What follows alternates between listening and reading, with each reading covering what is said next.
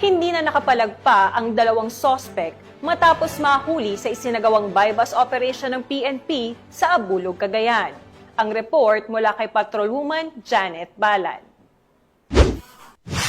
Dalawang drug suspect ang nasa kote sa matagumpay na bypass operation na sinagawa ng pinagsayo na pwersa ng mga operatiba ng PIDEA Regional Office 2 Cagayan Provincial Office, PIDEA CAR, Apayao Provincial Office, Abulog Police Station at iba pang law enforcement units sa Purok, Basigian, Barangay Caloob, Abulog, Cagayan.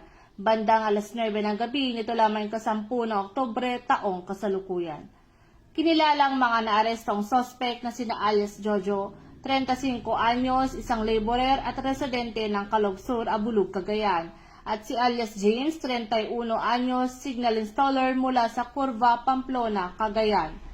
Nasabat sa operasyon ang 20 piraso ng heat-seal transparent plastic sachets, naglalaman ng hinihinalang shabu na may timbang na 12.5 gramo, bypass money, cellphone at mga drug paraphernalia na ginamit sa transaksyon.